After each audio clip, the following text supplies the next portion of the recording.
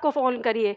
आप फिर भी अपनी अपनी चीज़ें कि ये नहीं है वो नहीं है, सारी समस्याएं यहीं पे रख लीजिए। क्या बताइए, क्या मैं ये क्लास समस्याओं के समाधान के लिए दे रही हूँ? जिस चीज़ की है क्लास है वो चीज़ तो आपने एक बार भी नहीं पूछी। चलिए ठीक है, अब मैं आप लोगों की कमेंट्स की तरफ कोई ध्यान नहीं देने वाली। अब हम लोग शुरू कर रहे हैं क्लास। मैंने आप लोगों से पूछा था कि कल की क्लास में हम लोगों ने क्या पढ़ा, एक भी बच्चे ने इस बात का जवाब नहीं दिया, अपनी अपनी बातों में लगे हैं, उल्टी फुल्टी चीज़ों में। मैं ही याद करती हूँ कि हम लोगों ने कल क्या पढ़ा था लास्ट क्लास में। लास्ट क्लास में मैंने आपको स्वर के बारे में फिनिश कर दिया था, स्वर। आज हम लोग पढ़ने वाले हैं व्यंजन। व्यंजन को हम शुरू करेंगे। देखो ध्यान से बैठना बिल्कुल। आज हमें बहुत सारी चीज़ें सीखनी हैं, बहुत सारी चीज़ें समझनी हैं, अपने एग्ज़ाम बेस्ड हमें चीज़ों को यहाँ पे हल करना है। तो सबसे पहले हम व्यंजन के बारे में बात करते हैं। तो जल्दी से फटाफट पेन उठाइए और 2-4 लाइन लिखिए पहले, फिर उसके बाद हम बात करेंगे इस पर। तो सबसे पहले आपको यहाँ पे क्या लिखना है? सबसे पहले हमें बात करनी है, यहाँ पर व्यंजन की परिभाषा लिखनी है। ठीक, यहाँ पे इसके यहाँ पे एक लाइन आपको लिखनी है। लिखिए इसमें, स्वर की सहायता से, स्वर की सहायता से बोले जाने वाले, स्वर की सहायता से बोले जाने वाले वर्णों को व्यंजन कहते हैं।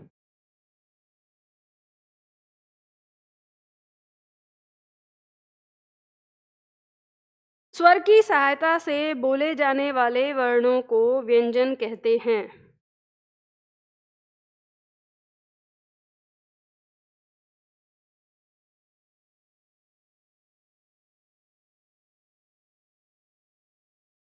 अंचल गुप्ता, आप जो लिख रहे हैं इसके बारे में मैंने कल की क्लास में लास्ट में बताया है। कृपया आप उस बात को पुनः जाकर सुन लें, पढ़ लें, देख लें जो मैंने बताया, जो आप प्रश्न कर रहे हैं यहाँ पर।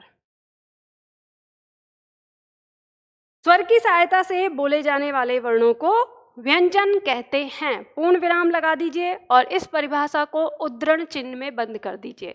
उद्धरण चिन्ह क्या होता है? उद्धरण चिन्ह जो हम इस तरह से लगाते हैं, ठीक है, इसे कहते हैं। अगला पॉइंट लिखिए, इसके नीचे एक अगला पॉइंट आपको पॉइंट बनाना है और यहाँ पे लिखिए। देखिए, स्वरों के बिना, स्वरों के बिना व्यंजनों का उच्चारण, स्वरों के बिना व्यंजनों का उच्चारण संभव नहीं है। स्वरों के बिना व्यंजनों का उच्चारण संभव नहीं है, कॉमा, बिना स्वर वाले व्यंजन में, बिना स्वर वाले व्यंजन में, बिना स्वर वाले व्यंजन में लिखिएगा हल, और ब्रैकेट में इस तरह से लिखना है, बिना स्वर वाले व्यंजन में हल लगा होता है, बिना स्वर वाले व्यंजन में हल लगा होता है। देखो मैं आपको यहाँ पे बता देती हूँ, जहाँ आपको नीचे वर्ण लिख कर दिए हुए हैं ना आपके इसमें नोट्स में, देखो ध्यान देना सबने। जैसे यहाँ पे व्यंजन लिखा है और यहाँ पे ये व्यंजन आ गए, इतने बीच में जो आपको ये स्पेस मिला है ना, इस स्पेस में आपको कम से कम 8 लाइन लिखनी है। ठीक है, कम से कम 8-9 लाइन। तो इतना ही छोटा छोटा करके और तरीके से लिखना है, ऐसा नहीं, क्योंकि 8-9 लाइन आप लिखेंगे, अगर आपने मोटा मोटा लिख दिया तो वो आएगा नहीं। ठीक, ऐसे ही हम पॉइंट करके जो व्यंजन है उनके बारे में हम कुछ चीज़ें यहाँ पे लिख रहे हैं, तो वो आपको यहाँ पर ध्यान देना है। ठीक है, चलिए, तो आपने यहाँ पे क्या लिखा कि बिना स्वर वाले व्यंजन में हल लगा होता है, कॉमा करके लिखिए, जिसे आधा व्यंजन भी कहते हैं, जिसे आधा व्यंजन भी कहते हैं, पूर्ण विराम लगा दीजिएगा।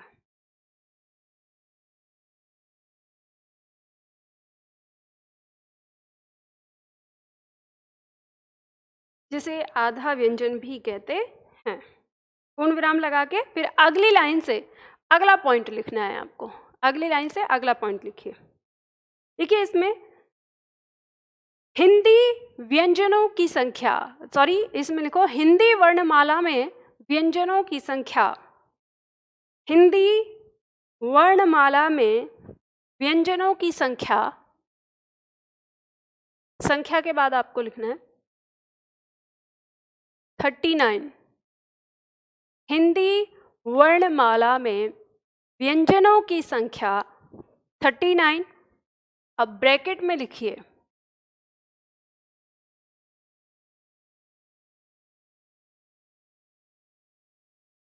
25 स्पर्श व्यंजन,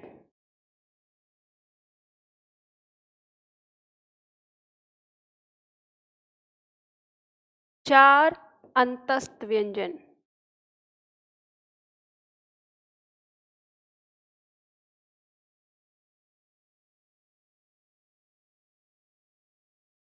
4 ऊष्म व्यंजन,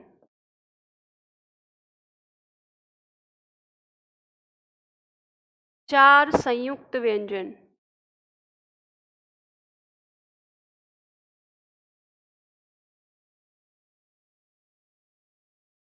2 द्विगुण व्यंजन।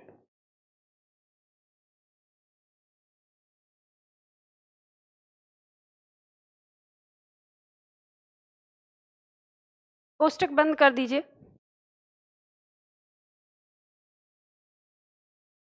आगे लिख लीजिए होती है।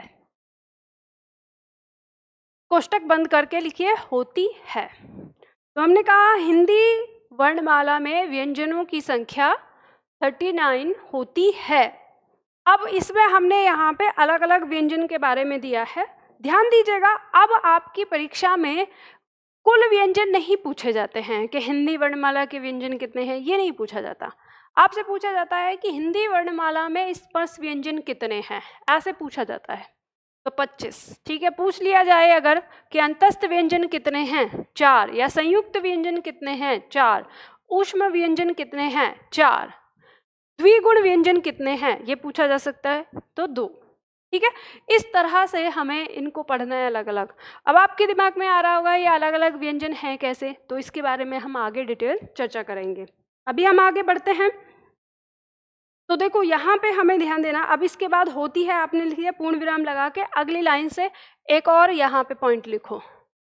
देखो इसमें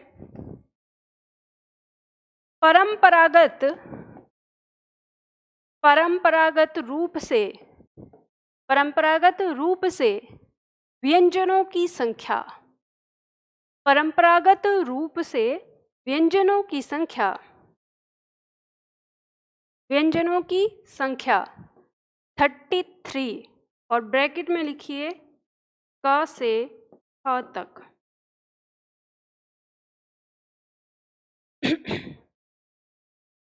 परंपरागत रूप से व्यंजनों की संख्या 33 यानी क से ह तक मानी गई है।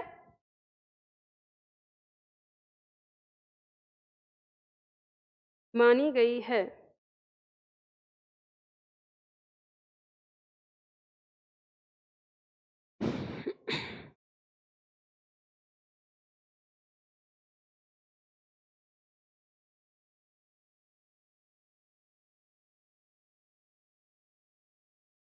गजेंद्र सिंह पूछ रहे हैं मैम यूट्यूब और पे क्लास में क्या डिफरेंस है। देखो गजेंद्र, यहाँ पे अब मैं आपको बताती हूँ डिफरेंस क्या है यूट्यूब और यहाँ की क्लास में। और अच्छा ही क्या आपने ये प्रश्न किया है, तो मैं सभी को ये बात क्लियर करना चाहती हूँ, क्योंकि हमारे छात्र यहाँ पर जैसे अभी जुड़े हैं। याद रखना कि यूट्यूब पर मैं आपसे बहुत सारी बातें कर सकती हूँ, अलग अलग बातें कर सकती हूँ। हिंदी में जो आपकी परीक्षा में नहीं आता, लेकिन हिंदी के लिए जानना ज़रूरी है, वो सारी बातें भी बता सकती हूँ। पहली चीज़ तो ये है कि यानी आपको जो एक एग्ज़ाम के आधार पर पढ़ना है, उससे डिफरेंट चीज़ें वहाँ पे मिलेंगी अलग, कि वो आपकी परीक्षा में पूछी जाए या ना पूछी जाए। एक तो ये कारण है। दूसरा, और इसमें क्या फ़र्क है, दूसरा फ़र्क ये है कि यहाँ की क्लास लेना मेरी रिस्पॉन्सिबिलिटी है, यहाँ मेरी जिम्मेदारी है, यहाँ मैं रेगुलर रहूँगी मंडे टू फ्राइडे। लेकिन यूट्यूब पर मैं रेगुलर रहूँ या ना रहूँ, इसकी कोई गारंटी नहीं है।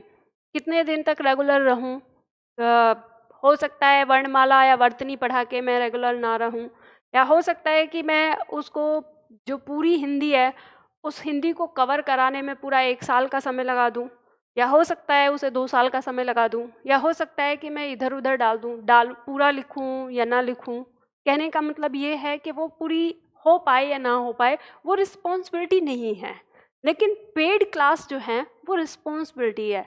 अगर मैं बीमार भी होंगी तो भी मैं आपकी क्लास लूँगी क्योंकि आपने मुझे पे किया है।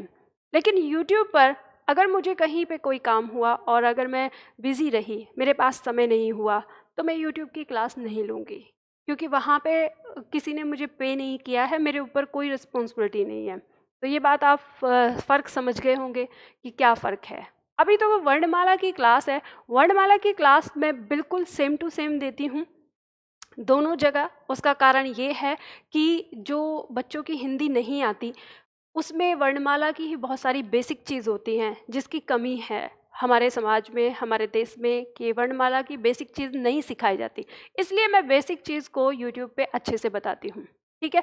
मैंने अपनी पूरी ईमानदारी से आपको वो बात बता दी जो मैं यूट्यूब पे नहीं कह सकती, लेकिन मैं अपनी पेड क्लास में कह सकती हूँ क्योंकि मैंने आपसे पेमेंट लिया है, तो आपने मेरा समय लिया है, तो मेरी रिस्पॉन्सिबिलिटी बनती है आपके लिए। और अब सबसे अंतिम में एक बात और, अभी तो वर्णमाला की क्लास है, अभी मैं आप लोगों की कमेंट को, इधर उधर की बातों को मैं ठीक है थोड़ा बर्दाश्त भी कर रही हूँ, लेकिन मैं जब पेड क्लास हमारी चलती है उस क्लास में मैं सिर्फ और सिर्फ फोकस करती हूँ आपके पढ़ाने पर। और आपसे कहूँगी कि आप फोकस करें अपने यहाँ पर पढ़ने पर ही, कोई कमेंटबाजी या इस तरह की नहीं। जब मैं आपसे कहूँगी कि अब आपको कमेंट करना है, क्योंकि आपके डाउट आपके दिमाग में रहता है हमारा डाउट कैसे क्लियर होगा, तो डाउट के लिए मैं आपको समय देती हूँ ना क्लास के लास्ट में, जब हमारी क्लास ख़त्म होने जा रही होती है उस समय मैं आपको समय देती हूँ। तो ये ही मेरी शर्त रहेगी कि जब मैं जैसे ही क्लास में आऊँगी, क्लास में आते ही मैं स्टार्टिंग पे आपको क्लास करना शुरू कर दूँगी, सीधे पढ़ाऊँगी, और जब हमारी क्लास ख़त्म हो रही होगी उस समय आपसे कहूँगी कि आपको कोई डाउट है तो आप मुझसे डाउट पूछ सकते हैं। और सबसे बड़ी चीज़ मैं सभी छात्रों से बात कहना चाहती हूँ कि अगर आप पहले दिन आते हैं और आपने पिछली क्लास नहीं ली है तो आपका फ़र्ज़ ये बनता है कि आप शांति से बैठें आज की क्लास में, और फिर सबसे पहले आप पिछली क्लासेस को पढ़ें, क्योंकि वहाँ पे बहुत सारी ऐसी चीज़ें हैं जो पहले बताई जा चुकी हैं, और आज अगर आप आते हैं और आप अगर उन्हीं पे क्वेश्चन करेंगे तो फिर आपको भी डिस्टर्ब होगा और साथ में आपके सहयोगियों को भी डिस्टर्ब होगा। तो ध्यान रखना, आपका समय कितना कीमती है या नहीं ये आपको पता है, लेकिन आपके सहपाठी का समय बहुत ज़्यादा कीमती है, आपको इस बात का ध्यान रखते हुए अपनी क्लास को लेनी होगी, ठीक है। चलिए, तो ये आप लोगों ने लिख लिया। मैंने आपको क्या बताया था कि परंपरागत रूप से जो हमारे व्यंजन हैं उनकी संख्या 33 होती है और क से लेकर ह तक।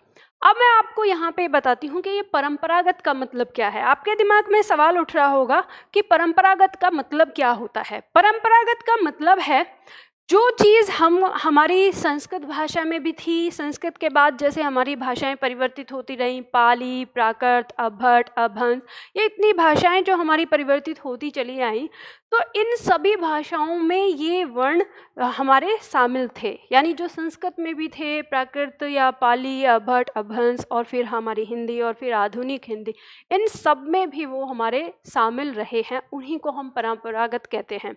तो ये जो हमारे 33 हैं यानी क से लेकर ह तक, ये ऐसे वर्ण हैं जो हमारी देवनागरी लिपि में प्रयोग होने वाली लगभग सभी भाषाओं में होते हैं।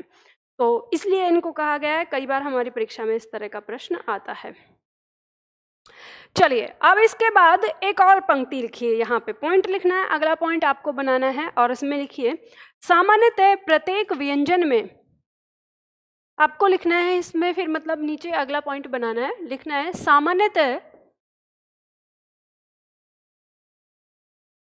सामान्यतः प्रत्येक व्यंजन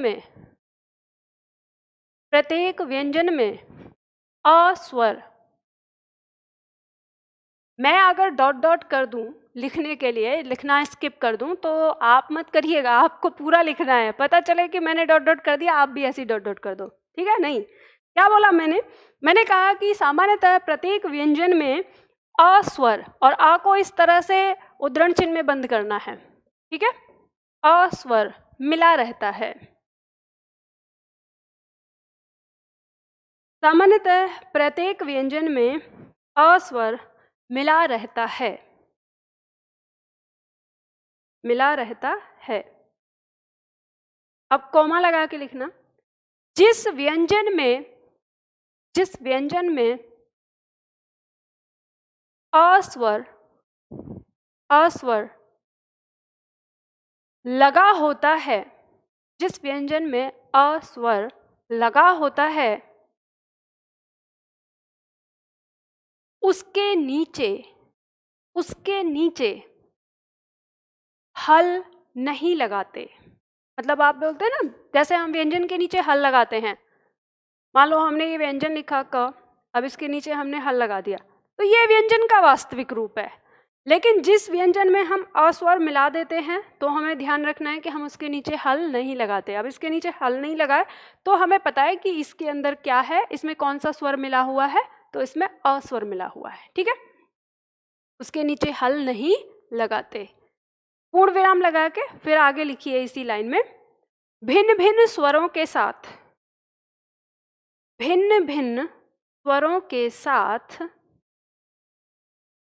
व्यंजनों का प्रयोग, भिन्न भिन्न स्वरों के साथ व्यंजनों का प्रयोग निम्न प्रकार होता है। भिन्न भिन्न स्वरों के साथ व्यंजनों का प्रयोग निम्न प्रकार होता है। होता है के बाद निर्देशक चिन्ह लगाइए और फिर यहाँ पे लिखिए कि कैसे हम किसी व्यंजन के साथ कैसे स्वर का प्रयोग करते हैं। तो जैसे देखो, हमने व्यंजन के साथ अस्वर का प्रयोग किया तो हम नीचे उसके हलंत हटा देंगे। ठीक है, इसकी कोई मात्रा नहीं होती, मात्रा मैंने स्वर में समझाई थी आपको।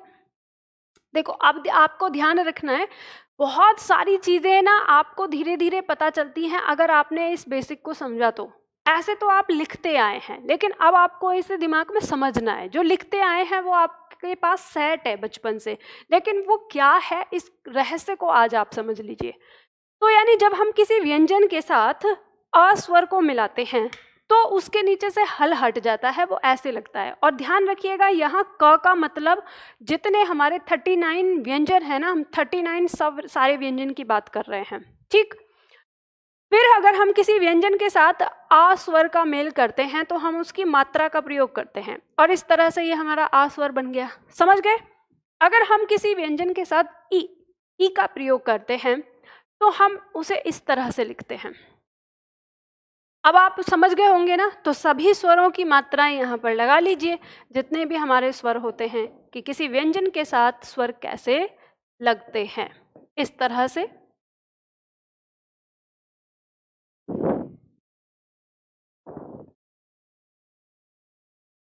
ठीक है, आय लग जाएगा, ओ लग जाएगा, आओ हो जाएगा। ठीक है, इस तरह से। अगर मान लो हम यहाँ देखना चाहें कि हमारे कुछ ऐसे भी वर्ण होते हैं, यानी जो हमारे व्यंजन जिन्हें हमने जिन स्वरों को अयोगवाह कहा था, अह और अनुस्वार, तो उनके साथ अगर हम व्यंजन को लगाएं तो कैसे लगाएंगे। जैसे मान लो हम क के साथ, तो हमने यहाँ पे अनुस्वार का प्रयोग कर दिया। उसी तरह से अगर हम इसके साथ विसर्ग लगा रहे हैं तो हमने ऐसे प्रयोग कर दिया, तो ये ऐसे प्रयोग हो जाता है इनका। ठीक है, अब यहाँ पे एक बात आपको बताती हूँ।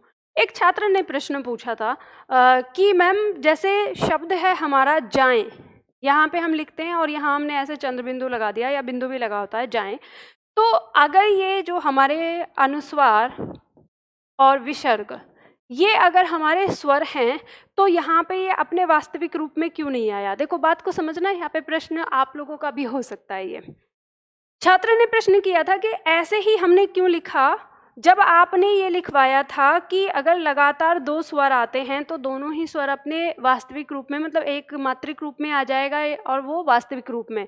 तो यहाँ पे अगर हम देखें तो 3 स्वर लगातार आए, तो पहला स्वर मात्रिक रूप में आ गया और दूसरा स्वर यहाँ पे वास्तविक रूप में आया है। तो उसका कहना था कि इसको हमने ऐसे क्यों नहीं लिखा, जब ये था तो ये ऐसे क्यों नहीं लिखा गया, ये मात्रा के रूप में क्यों आया। तो बात ध्यान रखिएगा यहाँ पे कि ये जो हमारा अनुस्वार है या हमारा जो ये विसर्ग है, ये वास्तविक रूप में कभी तब आएगा जब ये किसी शब्द की शुरुआत में होगा। ठीक है, ये अपने वास्तविक रूप में केवल और केवल तभी आता है जब ये किसी शब्द की शुरुआत में होता है। बाकी ये अगर कहीं पे भी आए, क्योंकि ये स्वर के ऊपर भी मात्रिक रूप में चढ़ जाता है और व्यंजन के ऊपर भी मात्रिक रूप में चढ़ जाता है, ये दोनों। तो इसीलिए यही कारण है कि ये यहाँ पर ऐसे ना आकर ये मात्रिक रूप में, यानी हम हिंदी में लिख रहे हैं तो चंद्रबिंदु, अगर संस्कृत शब्द होता है तो बिंदु केवल, तो इसलिए लिख जाता है। तो आपको यहाँ पे ये बात याद रखनी है इन दोनों के विषय में कि ये जो हमारे अनुस्वार और विसर्ग हैं, ये जब किसी शब्द की शुरुआत में होते हैं तो बस वहीं पे मात्रिक रूप अपने वास्तविक रूप में आते हैं, केवल शब्द की शुरुआत में। बाकी जहाँ पर भी आएंगे सब जगह मात्रिक रूप में प्रयोग होते हैं। ठीक, तो ये बात याद रखना, एक अलग चीज़ थे। और जो छात्र हमारे आज पहले दिन आए हैं उन्हें ये वाली बात बिल्कुल समझ में नहीं आई होगी, क्योंकि उन्होंने क्लास 1 और क्लास 2 नहीं करी है। तो वो पहले क्लास 1 और क्लास 2 करें तो उनको ये वाली बात समझ में आ जाएगी। चलिए, तो ये आप लोगों ने लिख लिया होगा। अब इसके साथ एक पॉइंट और लिखिए यहाँ पर। यहाँ पे आपको एक पॉइंट लिखना है। हो सकता है अब तो आपकी जगह भर गई होगी, लेकिन फिर भी आप लिखिए। उसमें आपको लिखना है, 2 शब्द हैं, एक है हलंत, ठीक है, हलंत, और एक है अजंत। ये आपकी परीक्षा में भी आ सकता है, तो ध्यान रखिए। हलंत के आगे लिखिए, हलंत के आगे लिखना है आपको, हल लगे व्यंजन को हलंत कहते हैं। ठीक है, हल लगे व्यंजन को, हल ऐसे लिखना, हल लगे व्यंजन को हलंत कहते हैं। जैसे मान लो यहाँ पे हमने ये लिखा क, इस तरह से, ठीक है। तो जिस व्यंजन में हलंत लगा हुआ, हल लगा होता है, उसे हलंत कहते हैं, क्योंकि हलंत का मतलब है हल से अंत होने वाला। तो हल से अंत होने वाला हलंत कहलाएगा। और अजंत में लिख लीजिए, स्वर से अंत होने वाले व्यंजन को या वर्ण को या शब्द को, ठीक है, व्यंजन को ही लिखना, स्वर से अंत होने वाले व्यंजन को अजंत कहते हैं। जैसे क, अब आपको पता है इस क में ये तो है व्यंजन और ये है स्वर, ठीक है।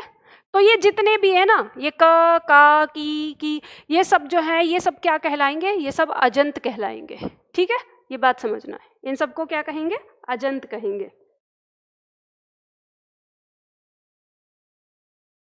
चलो ठीक, अब इसके बाद तो यहाँ पे हमारा कुछ जो फैक्ट था वो हमारा फैक्ट खत्म हो गया। अब हम बात करते हैं अपने वर्णमाला के बारे में। अब ये बताइए, आप में से कितने छात्र ऐसे हैं जिनको हिंदी वर्णमाला याद है पूरी तरह से? ईमानदारी से बताइए। और कितने छात्र ऐसे हैं जिनको याद नहीं है? ये वर्णमाला हमें याद नहीं है, ईमानदारी से जल्दी से बताइए, कितने छात्रों को याद नहीं है?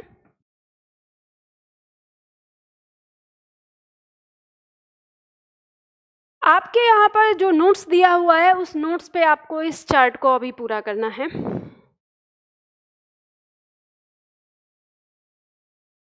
मैम ये क्रे क्यों लिखा, जरा समझा दीजिए।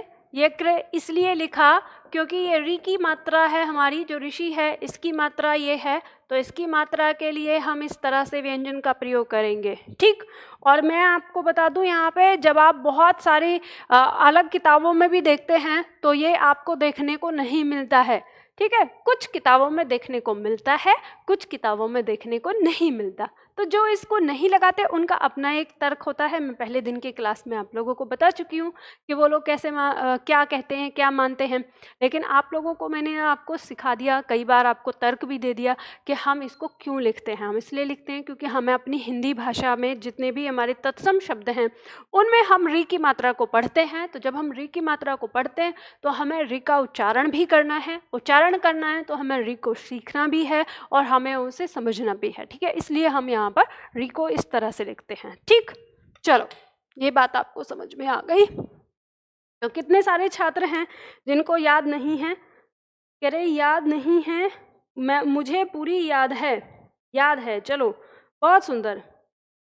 हमें याद नहीं है। मैम हिंदी 4 साल बाद पढ़ रहा हूँ। तो याद नहीं है क्या? अंग्रेजी को अगर आप अंग्रेजी वाली वर्णमाला को अगर आपसे बुढ़ापे में पूछा जाएगा तब भी याद हो जाएगा।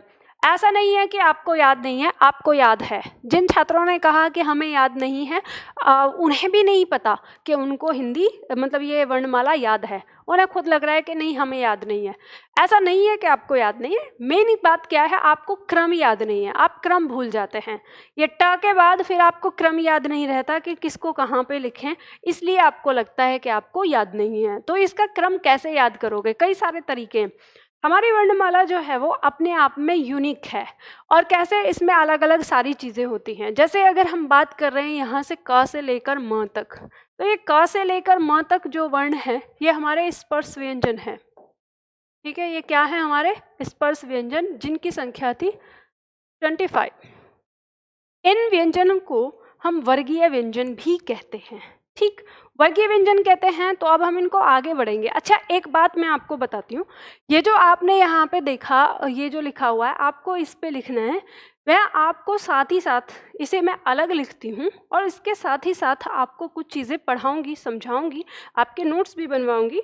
तो इसलिए मैं इस चीज़ को अलग लिख लेती हूँ, आप अपने इस पर ही लिखिएगा जो भी मैं चीज़ लिखवाऊँ।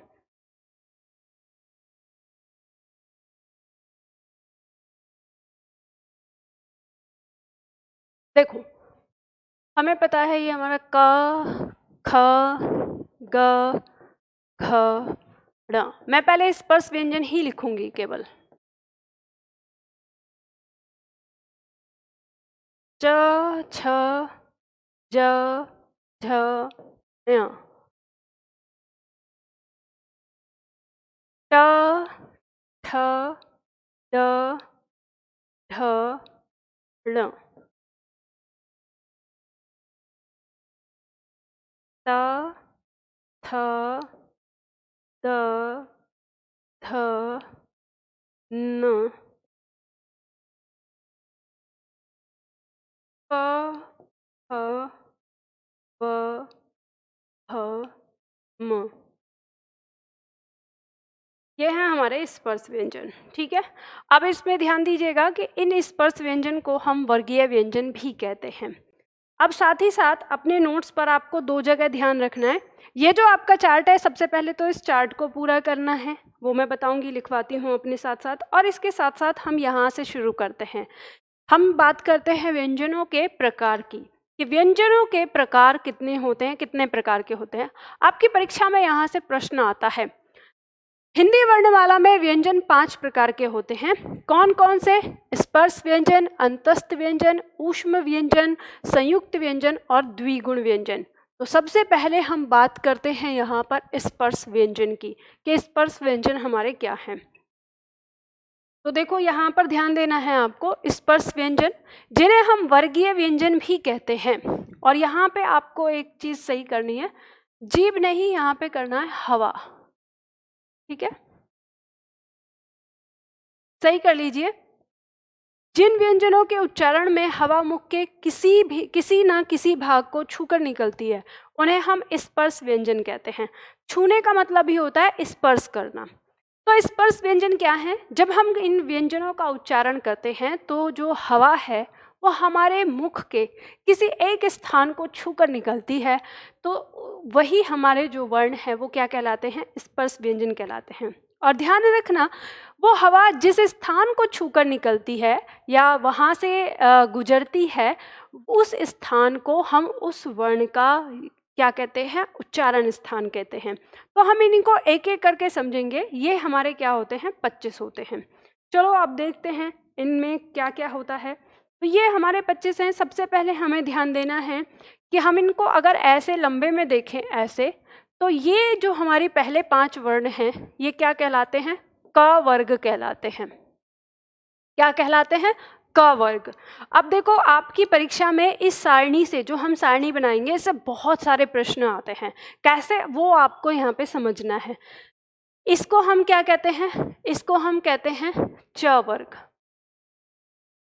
ठीक है, इसको हम कहते हैं ट वर्ग।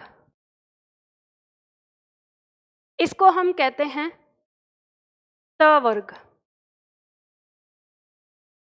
इसको हम कहते हैं प वर्ग। इसको हम क्या कहते हैं, प वर्ग कहते हैं। ये जो है हमारा क, इसे हम कहते हैं प्रथम वर्ण। ये हमारा द्वितीय है। अभी पहले लिख लीजिए, फिर हम इसको समझते हैं। ये हमारा तृतीय है, ये चतुर्थ, और ये पंचम। ठीक, अब देखो यहाँ पे अगर हम बात करें ऊपर से नीचे की, तो ये हमारे क्या कहलाएंगे, प्रथम वर्ण कहलाएंगे। देखो इसको वर्गीय नाम क्यों दिया गया है, वर्गीय व्यंजन क्यों कहा गया है, इसलिए कि अगर हम ऊपर से नीचे की तरफ देखें तो ये इस वर्ग में बटा हुआ है। ये क्या है, ये प्रथम वर्ण के नाम से है। क, च, ट, त, प, ये अपने अपने वर्ग के क्या है, प्रथम वर्ण हैं। जब हम इसकी बात करेंगे तो ये अपने अपने वर्ग के द्वितीय वर्ण हैं। जब इसकी बात करेंगे तो अपने अपने वर्ण के तृतीय वर्ग हैं, और जब इनकी बात करेंगे तो अपने अपने वर्ण के चतुर्थ वर्ण हैं, और यहाँ पे इनकी बात करेंगे तो अपने अपने वर्ग के पंचम वर्ण हैं। और इस पंचम वर्ण को ही हम क्या कहते हैं, अनुनासिक भी कहते हैं, नासिक के वर्ण भी कहते हैं, इनको हम पंचमाक्षर भी कहते हैं। ठीक है, तो ये हमें यहाँ पे बात समझ में आती है। इसके बाद हम बात करें अगर इधर से वर्ग जो हमने दिया, अगर बात होगी जब क वर्ग की, तो क वर्ग में आपको इन पांचों को देखना होगा। ठीक है, ये 5 क वर्ग के। च वर्ग की बात करेंगे तो ये 5, ट वर्ग की बात करेंगे तो ये 5, त वर्ग की बात करेंगे तो ये 5, और प वर्ग की बात करेंगे तो ये 5। तो देखो बताइए वर्ग बन गया ना, तो इसलिए इनका नाम वर्गीय रखा गया है, वर्गीय कह देते हैं कुछ लोग। ठीक, अब बात करेंगे हम इनके उच्चारण की, इनके उच्चारण स्थान की, कि इनका उच्चारण स्थान कहाँ से होता है। इनका उच्चारण स्थान, हालांकि आपके पास ये सीट बनी हुई है आगे, पर फिर भी अपने हाथ से बनाइए तो ज़्यादा सही है। उच्चारण स्थान हम यहाँ पे बात करेंगे। उच्चारण स्थान क्या क्या होता है, सबसे पहले हम बात करें क वर्ग की, तो ये कंठ से होता है। इसका उच्चारण स्थान कहाँ से होता है, कंठ से। क वर्ग कंठ कहलाता है। ठीक है, च वर्ग इसका उच्चारण तालु से होता है। अब तालु से मतलब इस ये क्या वर्ग कहलाता है, तालव्य वर्ग कहलाता है। तालु से इसका उच्चारण स्थान होता है। जो ट है इसका उच्चारण स्थान मूर्धा से होता है। जो त है इसका उच्चारण स्थान दंत से होता है, और प वर्ग का उच्चारण स्थान होठ से होता है। तो ये ओष्ठ्य वर्ग भी कहलाता है। ठीक है, तो ये बात आप लोगों को समझ में आई। अब लिख लीजिए इसको।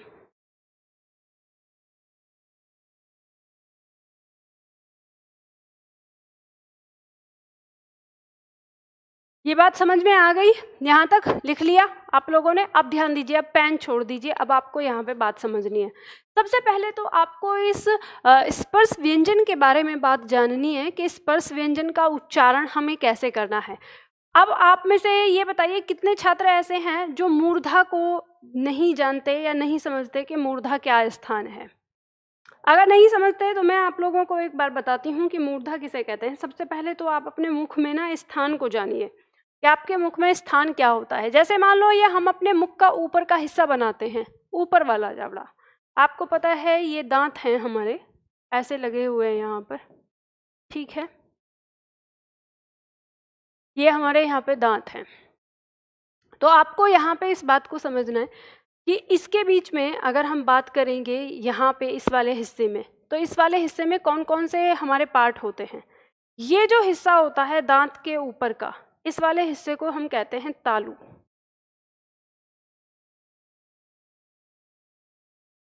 इसके बाद ये पीछे वाला हिस्सा ये कहलाएगा कंठ, गले का।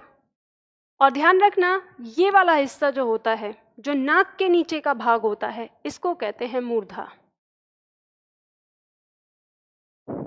ये यहाँ पर हमारे दांत, तो ये कहलाएगा दंत। इसके नीचे यहाँ पे हमारे होठ होते हैं, तो ये वाला हिस्सा कहलाएगा होठ।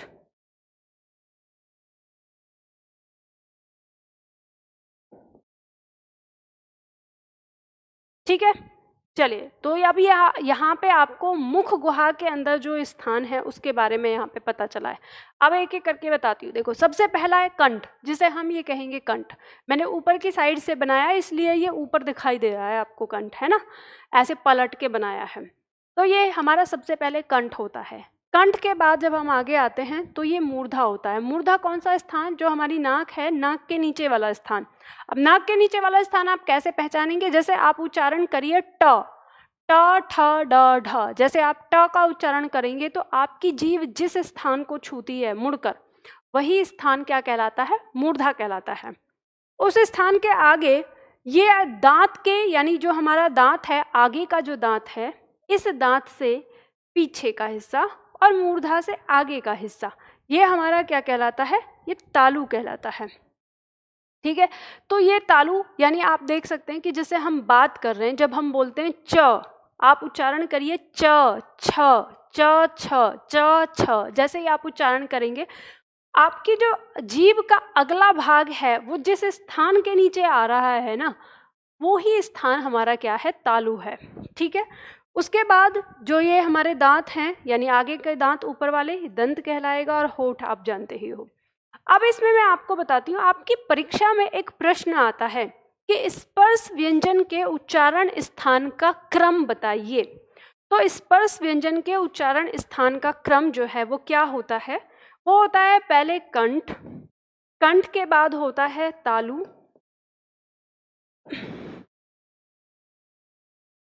बार बार लिखने में परेशानी हो रही है, गायब हो जाता है। मैं वापस आपको फोटो पे समझाती हूँ, इधर समझो, लिखा हुआ ही है यहाँ। जब हम बात करते हैं स्पर्श व्यंजन की, यानी स्पर्श व्यंजन का उच्चारण स्थान का क्रम क्या होगा, तो सबसे पहले नंबर पे होता है कंठ, इसके बाद होता है यहाँ पर तालु, उसके बाद होता है मूर्धा, उसके बाद होता है दंत, और उसके बाद होता है होठ। तो आपकी परीक्षा में ये प्रश्न आया है कि स्पर्श व्यंजन के उच्चारण स्थान का क्रम क्या होगा। तो ये क्रम होता है कंठ, तालु, मूर्धा, दंत, होठ। ये एक क्या होता है? स्पर्श व्यंजन के वर्णों के उच्चारण स्थान का क्रम।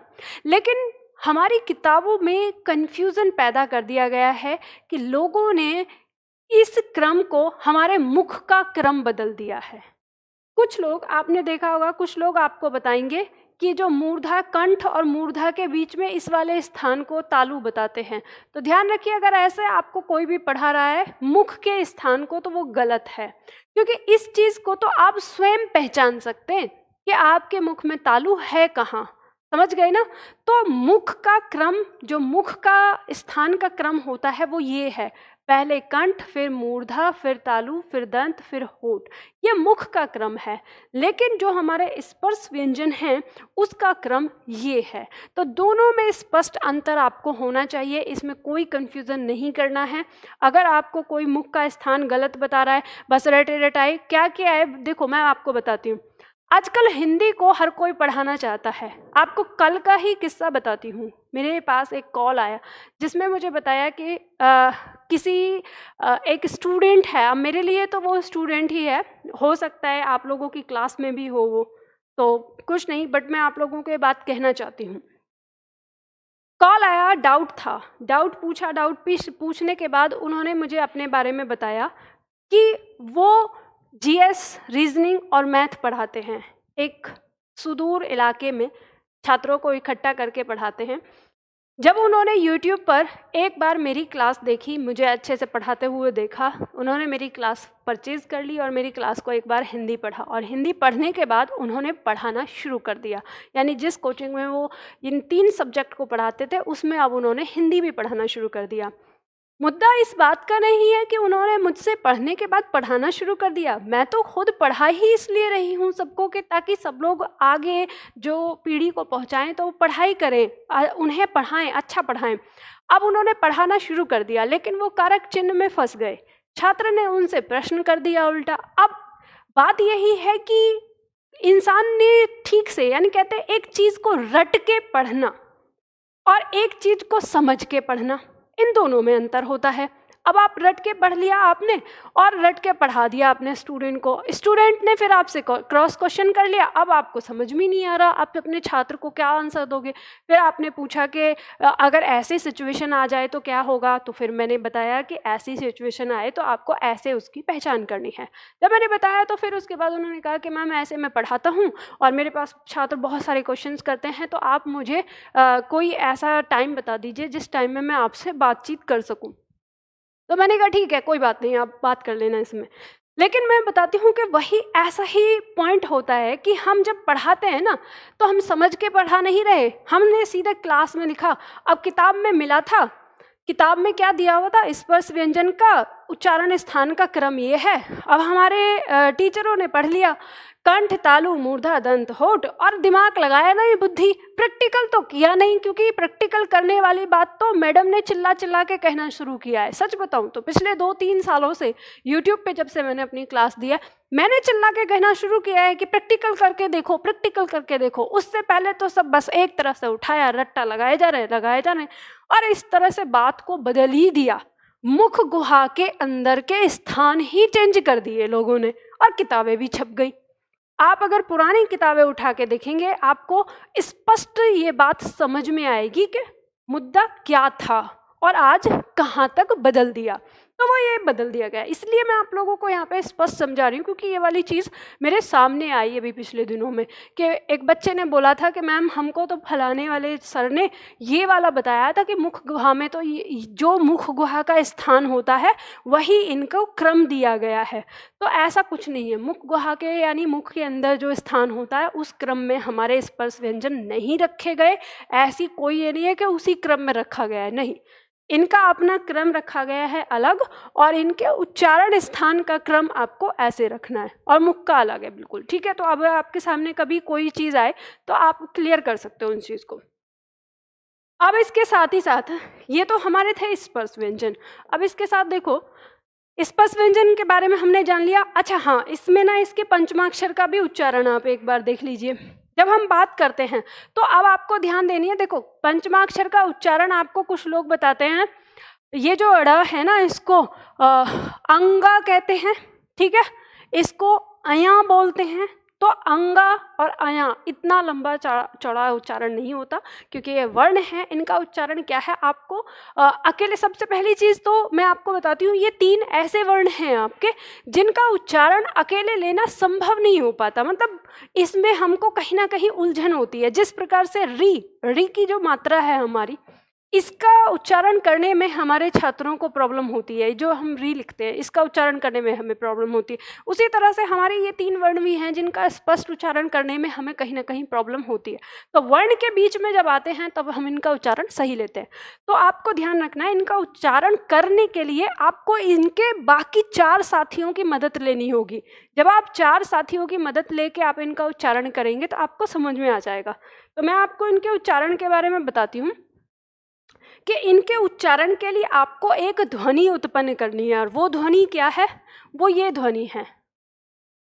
ये ध्वनि, जब आप इस ध्वनि को कहते हैं, क्या ध्वनि है ये, जिसे आप बोलते हैं अंग कहते हैं। वैसे भी इसको क्या बोलते हैं, अंग, अंग नहीं कहते, ध्यान रखिएगा। जो भी लोग बोलते हैं कि ये अंग है, अनुस्वार को अंग बोलते, नहीं, ये होता है इस तरह का साउंड, यानी नाक में, ध्यान रखना।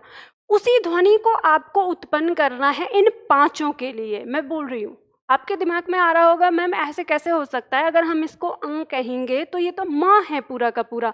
तो ध्यान रखना, ये अंग माँ में कैसे बदलता है वो मैं आपको बताती हूँ। तो आपको इन 5 का उच्चारण लेना है, और इन 5 का उच्चारण कैसे लेना है, उसी ध्वनि को निकालना है, पर आपका जो उच्चारण स्थान है वो चेंज होना चाहिए। जैसे सबसे पहले बात करेंगे हम कंठ की, हम कंठ से उच्चारण कर रहे हैं। ये है क ख ग घ ड़, ठीक है, ड़। हम अंग ही लेने जा रहे हैं, लेकिन हम जब कंठ से बोल रहे हैं तो इसका उच्चारण हमारा चेंज हो जाता है। क ख ग घ ण, ठीक है, ऐसे बोलते हैं क ख ग घ ण। अभी आप मेरे साथ प्रैक्टिस कर लीजिए, आपके आसपास कोई नहीं है, प्रैक्टिस करके देख लीजिए, आपको पता चलेगा।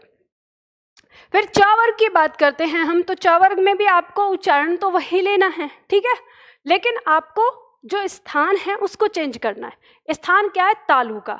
तो तालु का स्थान क्या है? जहाँ से च छ ज झ बोलेंगे वहीं से आपको उसका उच्चारण करना है।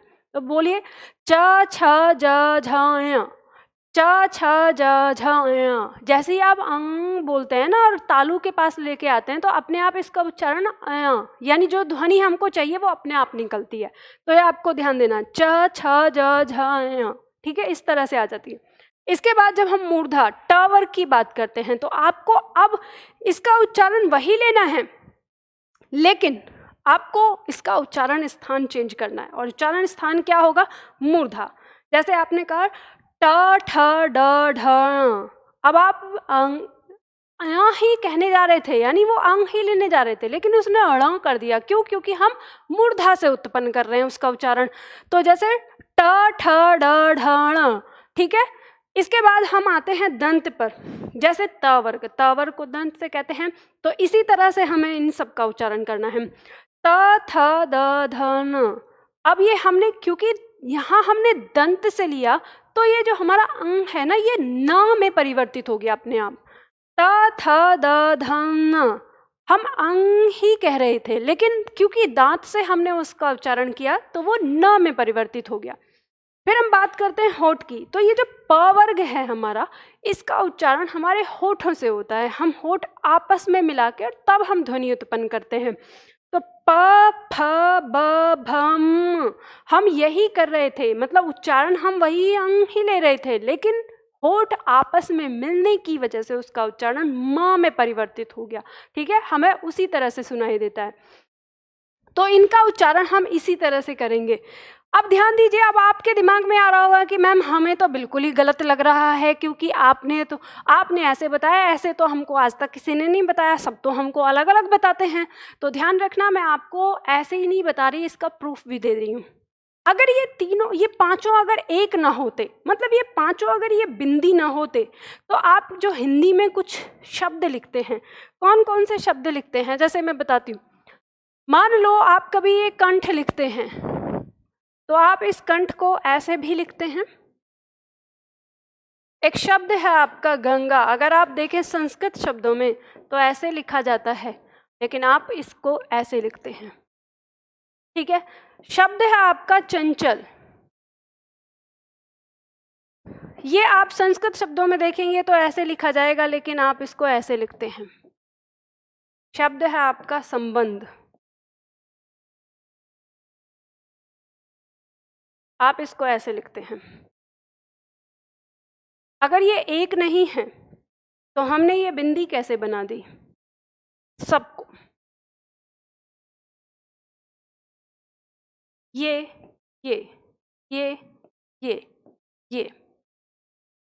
अगर ये एक नहीं थे या इनका उच्चारण एक जैसा नहीं था जो मैंने बताया, तो इनको हमने सबको बिंदी में कैसे परिवर्तित कर दिया, समझ गए ना। तो बिंदी में हमने इसीलिए परिवर्तित कर दिया। ये जो देखने में हमको यहाँ पे लिख रहा है, हमने इसलिए इनको परिवर्तित कर दिया क्योंकि ये हमारे उसी के जैसी ध्वनि को लेकर पैदा होते हैं, या उसी की जैसी ध्वनि इनकी है, बस ये उच्चारण स्थान की वजह से अलग सुनाई देते हैं, उच्चारण स्थान की वजह से। ठीक है, तो ये बात आप ध्यान दीजिए, ये बात आप लोगों को समझ में आ चुकी होगी कि अब आपको कैसे करना है। ठीक है, समझ में आया। चलो, तो इनके उच्चारण में जब भी कभी आप फंसें, इन तीनों के उच्चारण में, तो मदद किससे लें? इनके साथियों से मदद ले लें, इनको उच्चारण करके आप उसका उच्चारण कर सकते हैं, और मैंने आपको बता दिया ये चीज़। ठीक है, अब ये थे हमारे स्पर्श व्यंजन। इसके बाद हम बात करते हैं, यहाँ पर आते हैं, दूसरा पॉइंट है हमारा अंतस्थ व्यंजन। अंतस्थ व्यंजन की हम बात करेंगे। तो देखो, अंतस्थ व्यंजन क्या होता है? जिन व्यंजनों के उच्चारण में स्वर व व्यंजनों के बीच होता है, यानी स्वर व व्यंजनों के बीच में होता है जिनका उच्चारण, उसे हम क्या कहते हैं? अंतस्थ व्यंजन कहते हैं।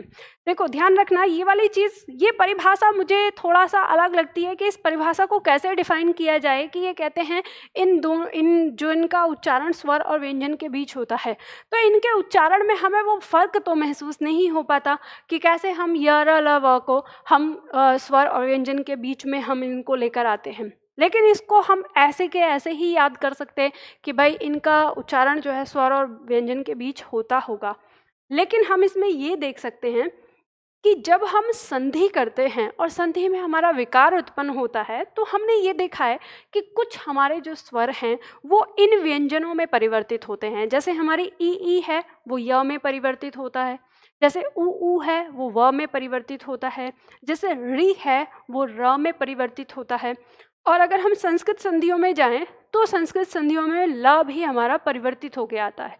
तो यानी ये य र ल व जो हैं ये हमारे स्वरों से परिवर्तित होकर बने हुए वर्ण हैं। तो शायद हो सकता है इसलिए इनको अर्ध स्वर भी कहा गया है कि आधे स्वर हैं, यानी स्वर से ही परिवर्तित होकर बन रहे हैं, तो शायद इसलिए इनको अर्ध स्वर की श्रेणी में रखा गया है। ठीक है, तो आपको याद रखना है कि जिन व्यंजनों का उच्चारण स्वर व व्यंजन के बीच होता है उन्हें हम अंतस्थ व्यंजन कहते हैं और इनको अर्ध स्वर भी कहा गया है। अब ध्यान रखिएगा कि अर्ध स्वर से रिलेटेड आपकी परीक्षा में प्रश्न आता है, वो मैं आपसे अभी पूछूंगी, अभी करवाऊंगी, पर इसमें यहाँ पे कुछ पॉइंट आप नोट डाउन कर लीजिए जो आपको अपने दिमाग में रखने हैं थोड़े से। सबसे पहले तो हम इनके उच्चारण स्थान और इन सब की बात करेंगे। देखो, ये हमारा यह वर्ण है, इसके उच्चारण स्थान की बात करें तो तालु से इसका उच्चारण स्थान होगा, वर्ग क्या है, तालव्य कहलाएगा। ऐसे ही हमारा यहाँ पे र और ल, ये दोनों हमारे ऐसे वर्ण हैं जिनका उच्चारण स्थान दंतमूल यानी मसूड़ा से होगा। ठीक है, तो इनका जो वर्ग है वो वर्तस्य कहलाएगा, वर्तस्य, इसका उच्चारण ध्यान रखिएगा, वर्तस्य। ये जो र ऊपर लगा है ये त से पहले ही आएगा, वर्तस्य कहलाएगा। ठीक है, उसके बाद हम बात करेंगे इस व की, तो ये व जो है इसका उच्चारण स्थान ऊपर के दांत और नीचे का होठ, यानी हमारे ऊपर के दांत ऊपर होते हैं, नीचे का होठ, उन दांतों के नीचे हमारा गोलाकार होता है, तब हम व का उच्चारण करते हैं। तो इसका उच्चारण स्थान जो है ऊपर के दांत और नीचे का होठ होने के कारण वर्ग इसका दंतोष्ठ कहलाता है। ठीक है, तो इस तरह से हमारे इस वर्ग में आते हैं। अब हम यहाँ पे देखते हैं कि ये जो हमारा र है, इस र को हम लुंठित वर्ण भी कहते हैं। ठीक है, लुंठित, लुंठित वर्ण। आपकी परीक्षा में प्रश्न आया था कि लुंठित वर्ण किसको कहते हैं। ठीक है, परीक्षा में प्रश्न आया था कि लुंठित वर्ण किसको कहते हैं। तो लुंठित वर्ण की परिभाषा क्या होती है कि जब किसी वर्ण के उच्चारण में जीभ जो है अंदर की तरफ लुढ़कती हो तो उसे लुंठित वर्ण कहते हैं। तो जब हम र का उच्चारण करते हैं तो र हमारे जो दंत वाला स्थान है, जो दांत हमारे जो मसूड़ा है उसकी तरफ जाके अंदर की तरफ लुढ़कती है, तब हम र का उच्चारण करते हैं। ठीक है, तो इसलिए इसको लुंठित वर्ण कहा गया है। परीक्षा में अगर प्रश्न आए तो ये एक ही वर्ण है यहाँ पर, तो ये र आपको लगाना है। ठीक है, ये जो हमारा ल है, इस ल को भी एक नाम दिया गया है, इसको कहते हैं पार्श्विक, पार्श्विक वर्ण। ठीक है, आपसे परीक्षा में प्रश्न आता है पार्श्विक वर्ण किसे कहते हैं, पार्श्विक वर्ण। अब पार्श्विक वर्ण का मतलब क्या होता है, अब चाहो तो इनका मतलब लिख सकते हो, नहीं तो ऐसे भी रट सकते हो कि ल जो है वो पार्श्विक वर्ण है और र जो है वो लुंठित वर्ण है। पार्श्विक वर्ण का मतलब होता है कि जब किसी वर्ण का उच्चारण किया जाए और हवा जीभ के दोनों ओर से पास से गुजरे, ठीक है, तो वो पार्श्विक वर्ण कहलाता है। जैसे हम बोलते हैं ल, तो ल जब हम बोलते हैं तो हमारी जीभ मुड़ के दंतमूल के पास होती है और जो हवा है वो जीभ के दोनों ओर से निकलती है, उसके पास से गुजरती है, तो आप इसे कह सकते हो कि ये पार्श्विक वर्ण कहलाता है। ठीक है, इसलिए ये नाम देते हैं। अब फिर क्या होता है कि जब हम इनको दो वर्णों में बांट देते हैं तो य और व बचता है, तो हम इसको ना य और व को हम अर्ध स्वर कह देते हैं। तो आप ध्यान रखना, यदि आपसे प्रश्न आए, आपकी परीक्षा में ना दो तरह से प्रश्न आएगा, वो मैं आपको बताती हूँ किस तरह से आएगा। देखो, मैं आपको प्रश्न दे रही हूँ, आपको आंसर देना है, आपको बताना है। आपके पास प्रश्न ये है कि निम्न में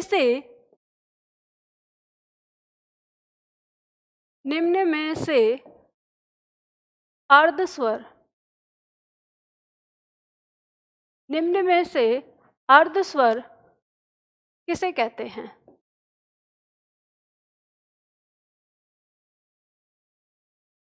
और दो प्रश्न आपके सामने हैं, एक है प्रश्न संख्या 1 और एक है प्रश्न संख्या 2। दो तरीके से आता है। ऑप्शन ए में आपको लिखा हुआ है स्पर्श व्यंजन, स्पर्श व्यंजन। ऑप्शन बी में दिया है अंतस्थ व्यंजन। सी ऑप्शन दिया है ऊष्म व्यंजन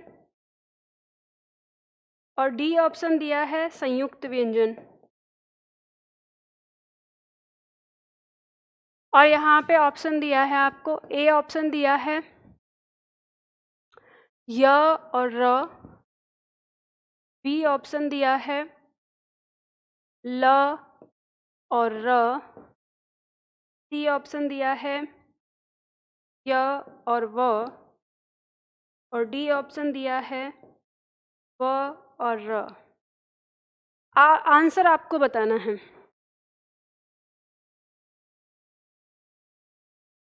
उत्तर बताइए जल्दी से फटाफट।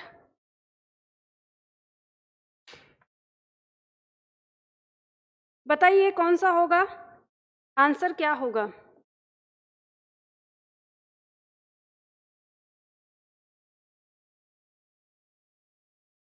जल्दी फटाफट, सभी लोगों का आंसर आना चाहिए। ठीक है, सभी लोगों का आंसर आना चाहिए।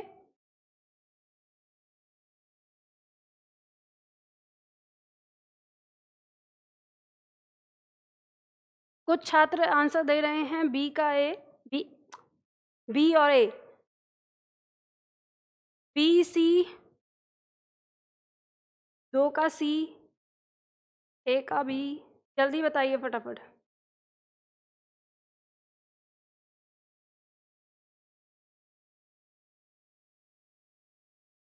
फर्स्ट बी सी, जल्दी सबके आंसर। चलो देखो, लगभग आप सभी लोग आंसर सही दे रहे हैं। अब मैं आपको बताती हूँ। देखो ध्यान रखना, जब आपसे इस तरह का प्रश्न आए कि अर्ध स्वर किसे कहते हैं, इस तरह का प्रश्न, तो आपका जो उत्तर है वो अंतस्थ व्यंजन आएगा। ठीक, ये। और जब अगर आपको इस तरह से कभी दे दिया जाए ऐसे देकर, तो आपको क्या करना है, जो र है, र यानी र को लेना है कि ये हमारा क्या था, लुंठित वर्ण था। र क्या था हमारा, लुंठित वर्ण। तो इसको ऐसे करके काट देना, यह हो गया, ये कट गया इन सब में, तो हमारे पास एक ही बच गया। ठीक, और जो ल था, आप इस ल को कह सकते हैं कि हमारा पार्श्विक वर्ण के अंदर श्रेणी में था।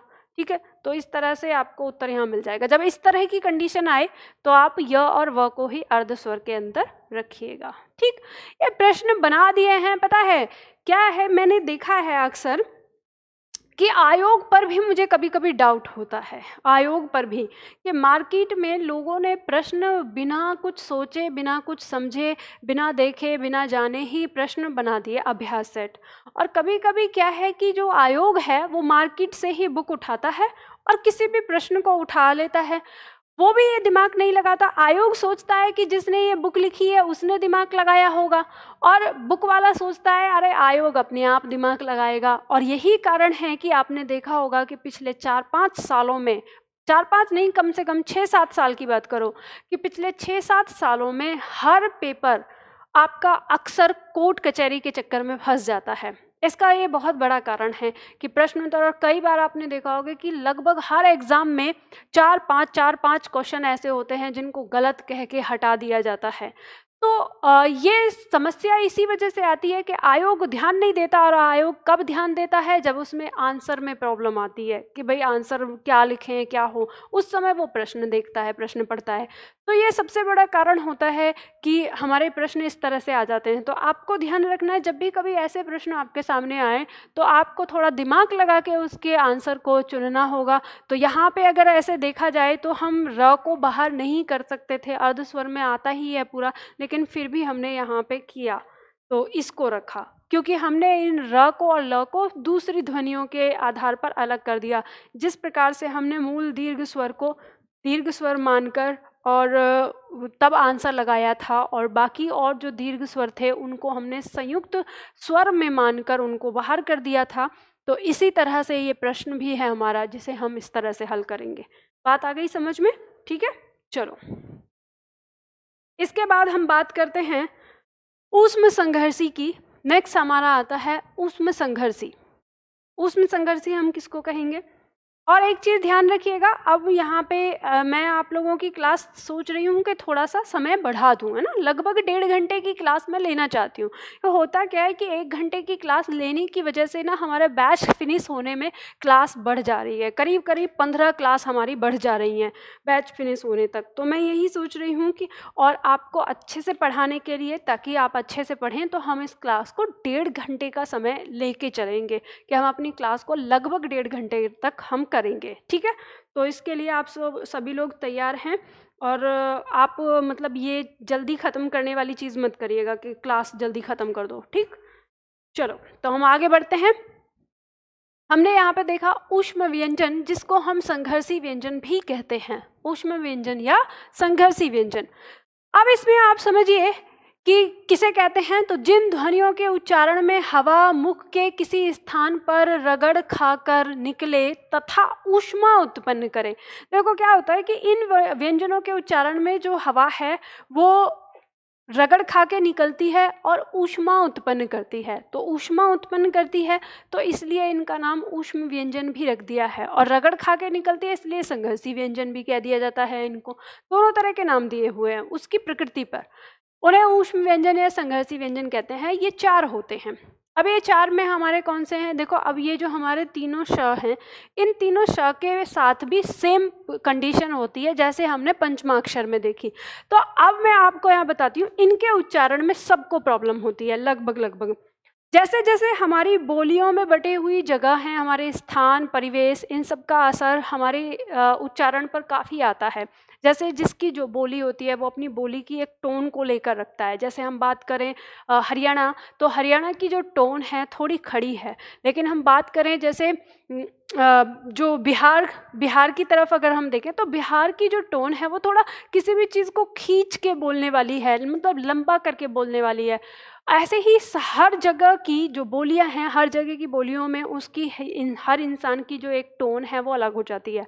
तो कई बार इस टोन के कारण हम जो किसी शब्द का उच्चारण कर रहे हैं वो सटीक नहीं आता। लेकिन इसका मतलब ये नहीं होता कि अगर हम किसी शब्द का उच्चारण सटीक नहीं ले पाते तो हम वर्ण का उच्चारण सही न सीखें।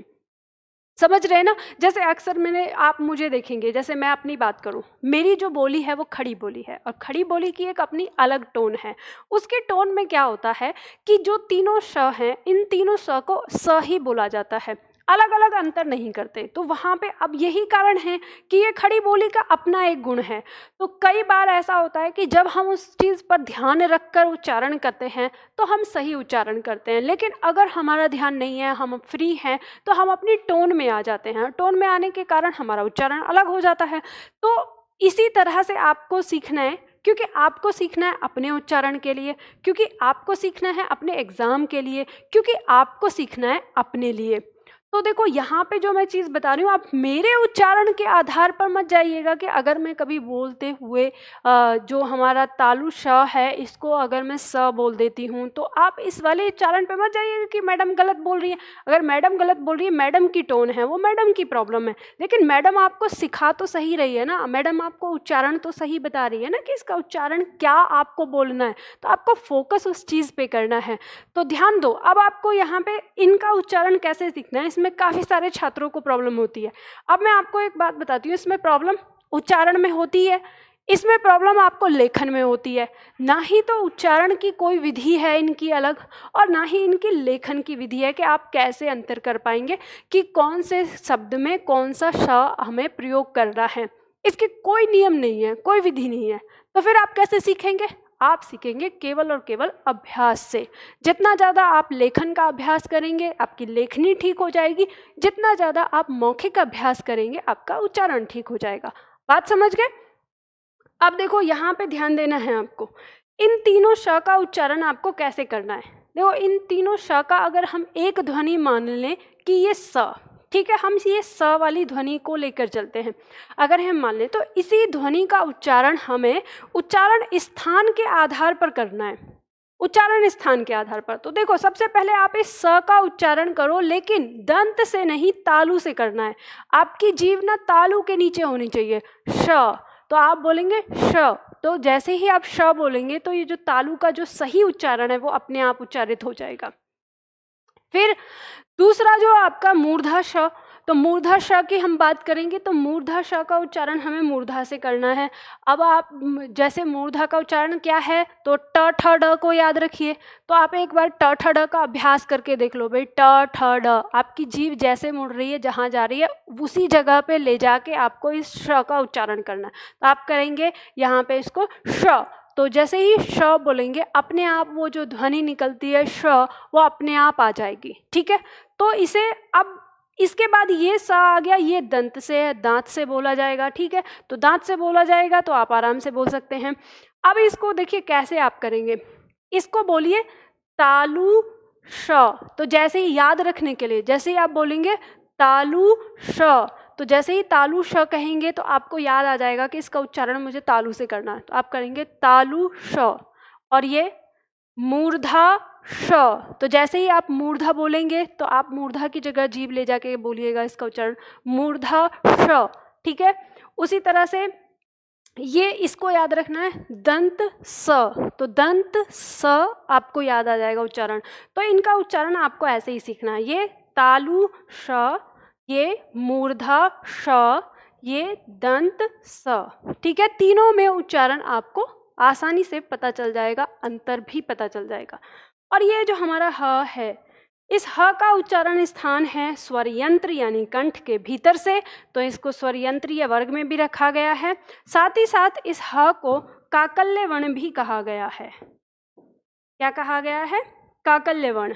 ठीक है, इस स को क्या कहा, इस ह को क्या कहा गया है? काकल्य वर्ण कहा गया है। चलिए, तो ये वाली बात आप लोगों को समझ में आ गई होगी। ठीक, अब आगे बढ़ते हैं। अगला वर्ण है हमारा संयुक्त व्यंजन। संयुक्त व्यंजन हमारा क्या होता है, देखिए संयुक्त व्यंजन को देखते हैं। तो संयुक्त व्यंजन हम कह सकते हैं जो व्यंजन दो व्यंजनों से मिलकर बनता है उसे हम संयुक्त व्यंजन कहते हैं। देखो, अब आपको याद रखना है संयुक्त स्वर वाली कहानी। जैसे आपको पता है कि जब आपने संयुक्त स्वर पढ़ा था तो उसमें भी दो वर्ण आपस में शामिल हुए थे, यानी दो जो स्वर थे वो आपस में मिलकर उन्होंने एक नए वर्ण का उत्पन्न किया था। ऐसे ही जो हमारे यहाँ पे वर्ण दिए हैं, यानी हिंदी वर्णमाला में ये 4 माने गए हैं। ऐसे तो देखो, अगर हम यहाँ पे बात करें तो ये 4 नहीं होते अगर वास्तविकता की बात करें, क्योंकि कुछ पॉइंट आपके आएंगे, ऐसे पॉइंट हैं यहाँ पर जो आगे आपको शब्दों को लिखने में प्रॉब्लम करेंगे, वर्ण विच्छेद में प्रॉब्लम करेंगे, आएंगे। तो वो मैं यहाँ पे आपको समझा देती हूँ। कुछ फैक्ट ऐसा होगा जिसे हमें मान के चलना पड़ेगा। जब कभी हमारी हिंदी सुधरेगी, तब अलग तथ्य बनेंगे, लेकिन अभी हमें कुछ पॉइंट मान के चलने पड़ते हैं। जैसे हम बात करते हैं, अगर हम पहले ये जो छ है, ध्यान दीजिएगा, इसका ये जो बना है ये क और जो हमारा मूर्धा श है इससे मिलकर बना है। अब आप देखेंगे कि अगर मैं यहाँ हल लगा देती हूँ, मैंने यहाँ पे हल लगा दिया, तो कई बार हमारे छात्र यहाँ पे कहते हैं कि मैम हमसे परीक्षा में पूछा गया था तो हमने ये लगाया था ऐसे, इसमें हमने हल नहीं लगाया था, तो ये कैसे हो गया। तो ध्यान रखना, अगर मैंने यहाँ पे ये लिखा है तो इसको हम ऐसे लिखेंगे। क्यों? क्योंकि इसके नीचे मैंने यहाँ पे कोई हल नहीं लगाया, इसमें स्वर शामिल है तो हम स्वर इसमें शामिल रखेंगे। अगर मैंने यहाँ पे स्वर लगाया, स्वर को हटा दिया है, यहाँ मैंने हल लगा रखा है नीचे, तो मुझे दोनों वर्णों के नीचे हल लगाना पड़ेगा। ये बहुत स्वाभाविक सी बात है और इस बात को समझाना नहीं होना चाहिए, लेकिन ये आपको पता होनी चाहिए। बट फिर भी हमारे छात्र यहाँ से प्रश्न करते हैं, उनको डाउट हो जाता है कि यहाँ पे ये आएगा कि ये आएगा। तो देखो, आपको एक स्वभाव से इस बात को जानना है कि यहाँ पे कोई हल नहीं है, इसका मतलब इसमें स्वर शामिल है। तो अगर हम इसको ऐसे लिख दें, अगर ये ऐसे आ जाए तो ये क्या गलती हो जाएगी? इसमें नहीं होगी। ठीक है, तो चीज़ को समझना, अगर हमने यहाँ पे कोई हल नहीं लगाया हुआ तो हम इसको ऐसे लिख सकते हैं।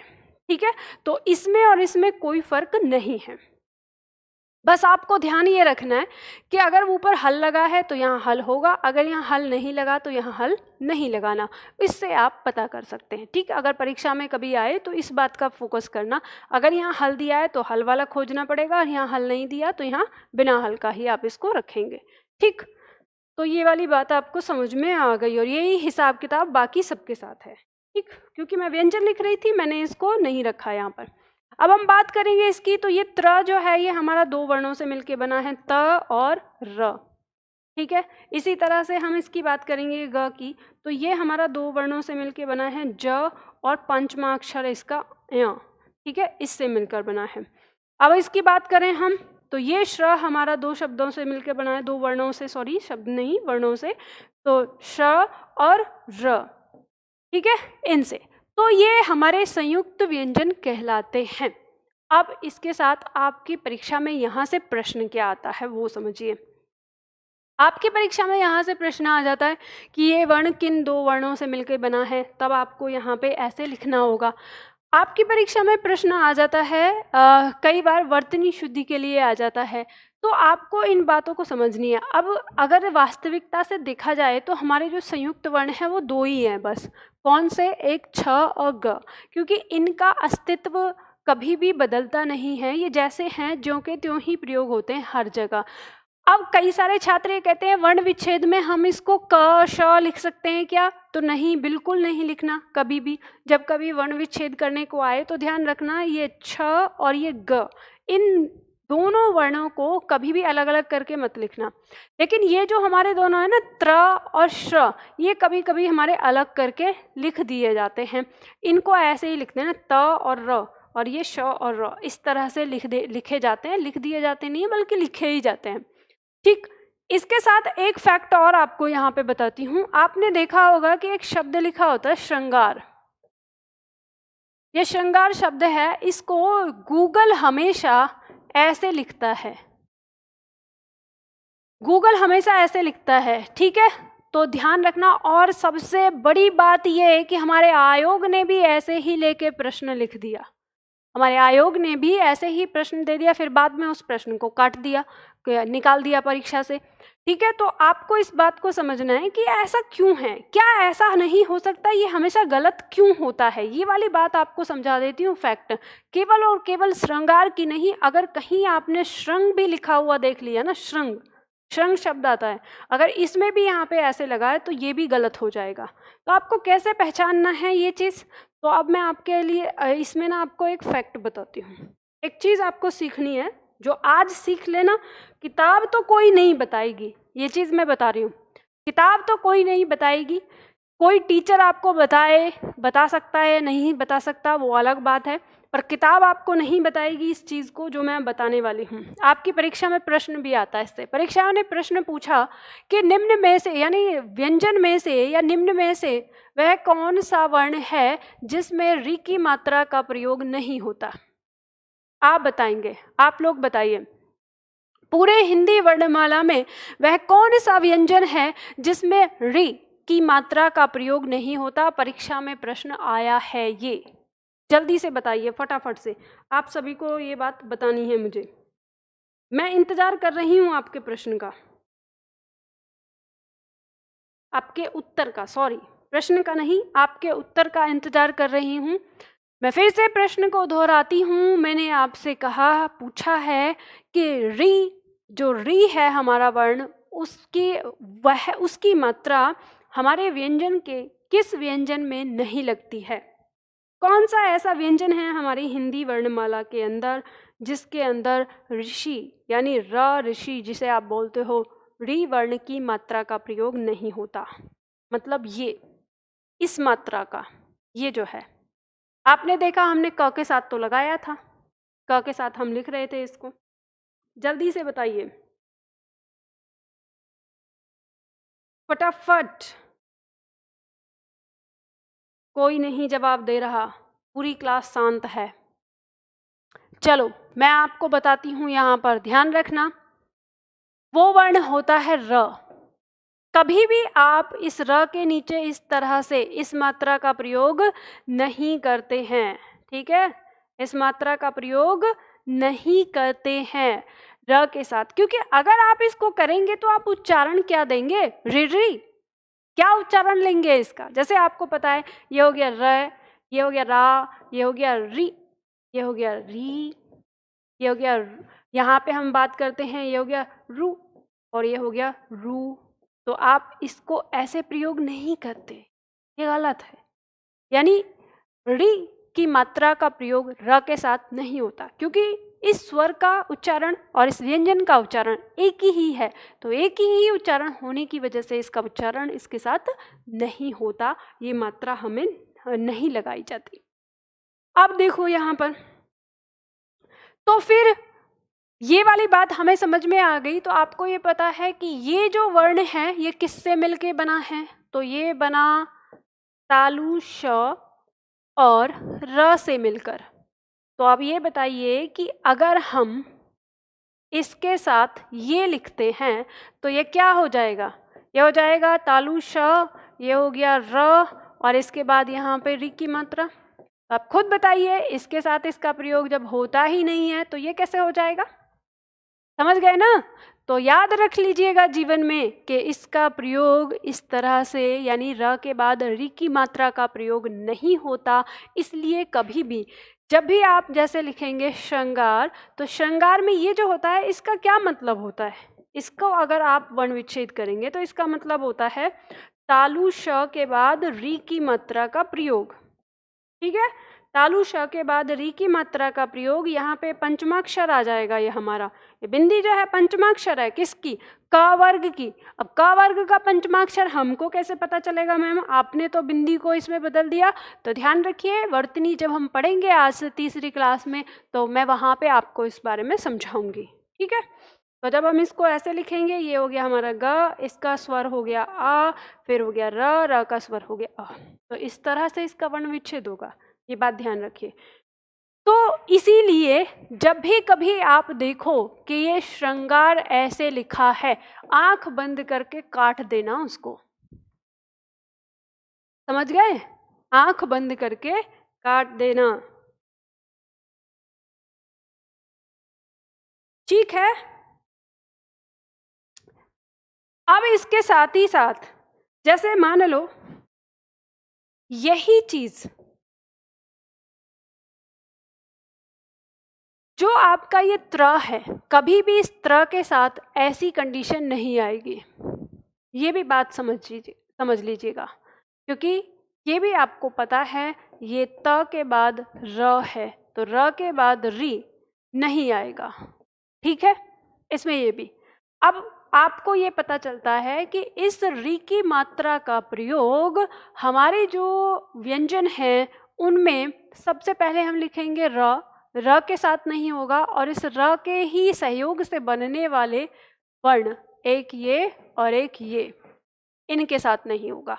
तो ध्यान रखना, परीक्षा में अगर ये प्रश्न कभी आए कि री की मात्रा का प्रयोग किसके साथ नहीं पाया जाता है, अगर इस तरह से प्रश्न आता है कि री की मात्रा का जो री है इसकी मात्रा का प्रयोग किन व्यंजनों के साथ नहीं होता, तो आपको ऑप्शन में इन 3 व्यंजनों में से खोजना होगा, केवल और केवल इन 3 व्यंजनों में से कोई एक दिया है या नहीं। ठीक, बात समझ में आ गई। अगर ना समझ में आया हो तो मैंने जो कहा इस बात को फिर दोबारा सुन लेना। ठीक, आगे बढ़ते हैं हम। इसके बाद नेक्स्ट उत्क्षिप्त व्यंजन। उत्क्षिप्त व्यंजन क्या होता है? उत्क्षिप्त व्यंजन हम कहते हैं यानी वे व्यंजन जिनके उच्चारण में जीभ पहले ऊपर उठकर मूर्धा को स्पर्श करे और फिर झटके के साथ नीचे को आए, उसे उत्क्षिप्त व्यंजन कहते हैं। ट वर्ग को उत्क्षिप्त वर्ग भी कहा जाता है। परीक्षा में यह प्रश्न आया हुआ है, ये बात ध्यान रखना। आपसे पूछा गया था कि स्पर्श व्यंजन में उत्क्षिप्त वर्ग कौन सा है, तो स्पर्श व्यंजन में उत्क्षिप्त वर्ग था ट वर्ग, क्योंकि जीभ पहले ऊपर उठती है, मूर्धा को छूती है और झटके के साथ नीचे गिरती है इसमें भी। तो ये वर्ण हमारे उत्क्षिप्त व्यंजन, जिसको हमने नाम दिया है दूसरा द्विगुण व्यंजन। ठीक है, इनको द्विगुण व्यंजन भी कहा गया है। वैसे तो आगे लिखा है, ऊपर लिखने की जरूरत नहीं है। इन्हें द्विगुण व्यंजन भी कहा जाता है। और ये कौन से हैं? ड और ढ। देखो इनका उच्चारण जो है लगभग हमारे इस ड और ढ के जैसा ही होता है। ये अल्पप्राण है, ये महाप्राण। अब ये क्या है अल्पप्राण महाप्राण, कल की क्लास में हम पढ़ेंगे। तो ये हमारा जो ड है और ये ढ, इन दोनों का ही जैसा इसका उच्चारण होता है लगभग। और ये वर्ण हमारे हिंदी भाषा के हैं। ठीक है, किस भाषा के हैं? हिंदी भाषा के हैं। संस्कृत भाषा में इनका प्रयोग नहीं मिलता है, इन वर्णों का प्रयोग संस्कृत भाषा में नहीं मिलता है।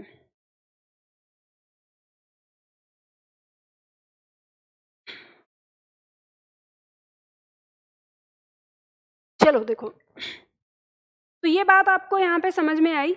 मैंने यहाँ पे आपको क्या बताया कि ये जो हमारे शब्द हैं, यानी उत्क्षिप्त व्यंजन, जिन्हें हम द्विगुण व्यंजन के नाम से भी जानते हैं, ये ट और ड के बारे में, सॉरी, ये ड और ढ के जैसे ही प्रयोग होते हैं। इनका स्थान भी वर्णमाला में वहीं होता है जहाँ ये होते हैं। और अब आपके दिमाग में आ रहा होगा कि मैम हम कैसे अंतर करेंगे कि कहाँ ये लिखा जाए और कहाँ पर ये लिखा जाए बिना बिंदी वाला। यानी ऑप्शन आएगा, प्रश्न आपके दिमाग में आएगा, कहाँ बिंदी वाला लगाएंगे, कहाँ पे बिना बिंदी वाला लगाएंगे। तो इस समस्या को भी हम वर्तनी वाले टॉपिक में ही, यानी आज से तीसरी क्लास में ही पढ़ेंगे, वहाँ डिटेल और चर्चा करेंगे। जैसे मान लो हमारे बहुत सारे शब्द होते हैं और यहाँ से हमारी परीक्षा में प्रश्न भी आता है, ये बात ध्यान रखिएगा। ठीक, तो चलो आज हम यहीं तक करते हैं, इतना ही करते हैं। इसके बाद हम कल व्यंजनों का वर्गीकरण करेंगे कि व्यंजनों को हम अलग और किन किन चीज़ों में मतलब कैसे वर्गीकृत कर लेते हैं, इनके बारे में। ठीक, तो अब मुझे आप लोग ये बताइए, अगर आपको किसी को कोई भी प्रॉब्लम है, कहीं कोई समस्या है, तो आप जल्दी से फटाफट, कोई डाउट, कोई प्रॉब्लम, कोई परेशानी, दिक्कत, कोई भी चीज़ है तो आप जल्दी से अब मुझसे पूछ सकते हैं। ठीक, चलो जल्दी से बताओ। और अगर कोई समस्या या परेशानी नहीं है तो फिर हम लोग मिलते हैं कल की क्लास में।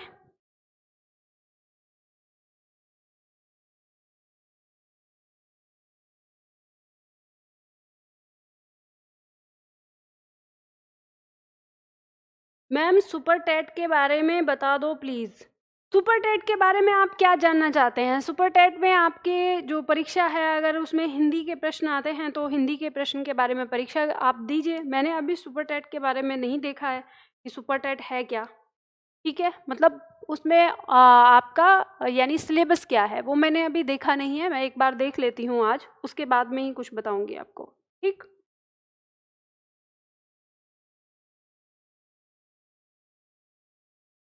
एक बार वापस बता दीजिए, किस बात में, किस बात के लिए?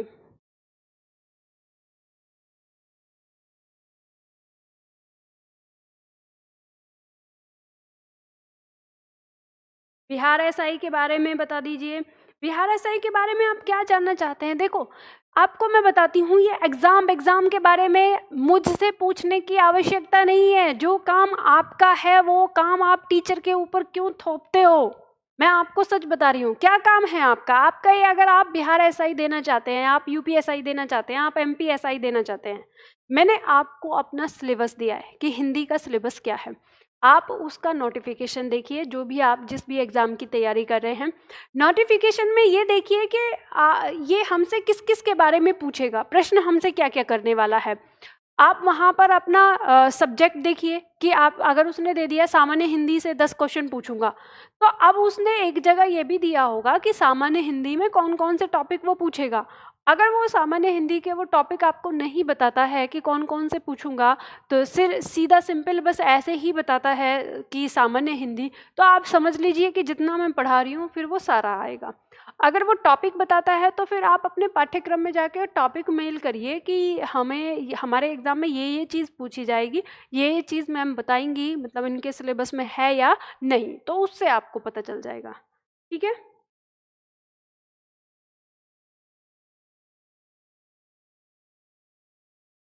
मैम कुछ पर्यायवाची शब्द हैं,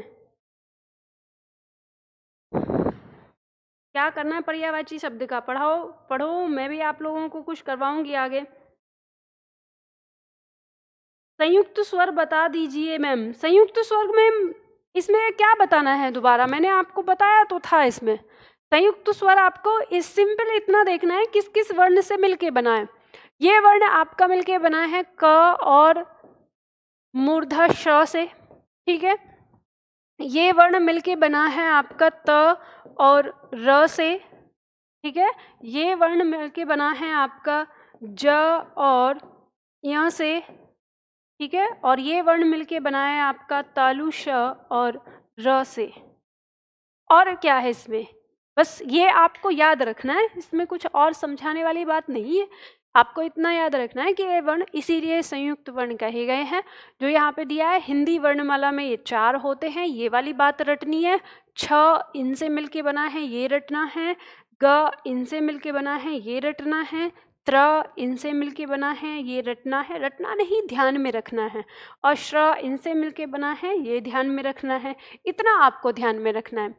वो जो मैंने आपको बताया श्र के बाद, यानी कि ये अगर ये जब भी आएगा तो ये बाकी सारी मात्राओं के साथ आएगा, ठीक है। जैसे हम मान लो श्री लिख रहे हैं तो श्री ऐसे लिख जाएगा। लेकिन अगर ये श्रृंगार, श्रृंगार में अगर ऐसे लिख गया, यानी इसमें री की मात्रा ऐसे आ गई, तो ये हमेशा गलत होगा। मैंने ये बताया है कि अगर जब भी कभी श्रृंगार होगा तो आपको ध्यान रखना है श्रृंगार में ये ऐसे होगा। और इसका मतलब ये होता है ये वाला स, और इसमें हमारी ये री की मात्रा, इसका मतलब ये होता है, ठीक है। ये वाली बात मैंने आपको समझाई है यहाँ।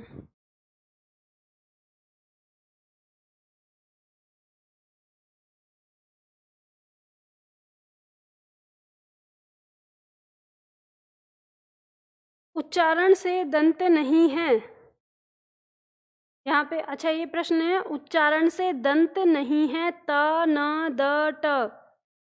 अरे तो इसमें आपको सीधा सिंपल सा ट तो पता चल रहा है ना, त था द ध न, ये तो दंते वर्ण है। जब ये दंते वर्ग है ही, अगर त आ गया तो त के पांचों क्या हो जाते हैं, दंते वर्ग हो जाते हैं। तो ऑप्शन आपका दिया ही हुआ है ट।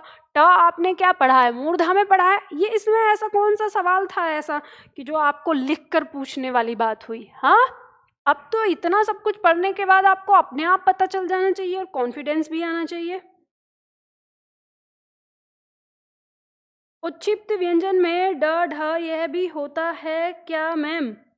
देखो, जो आप ये दे रहे हैं ये आप क्या लिख रहे हैं मैं समझ नहीं पाई। अगर आप ये पूछना चाहते हैं कि क्या इनके नीचे जब बिंदी होती है क्या इनके नीचे हल होता है, तो बच्चा होता है। जब इनमें स्वर नहीं होगा तो आपको हल ऐसे लगाना पड़ेगा, ठीक है। अब ये वाली बात आप पूछना चाह रहे हैं तो वो मैंने बता दिया। और ये जो आप कह रहे हैं यहाँ पे अगर ऑब्लिक ये लगाया हुआ है तो वो ऑब्लिक इसलिए नहीं है कि या तो ये दोनों के लिए है। वो ऑब्लिक बस इसलिए लगाया है कि दो ही रखती है। तो कॉमा लगना चाहिए था, ऑब्लिक लगा दिया है।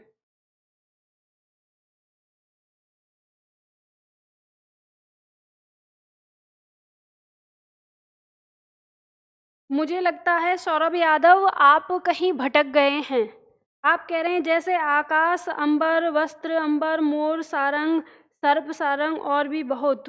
अच्छा, इनमें आप पर्यायवाची के लिए बोल रहे होंगे। तो देखो बेटा, थोड़ा सा सब्र रखो, आपको शब्दावली पढ़ाऊंगी तो वहाँ पे इन सारी चीज़ों के बारे में बताऊंगी, ठीक है।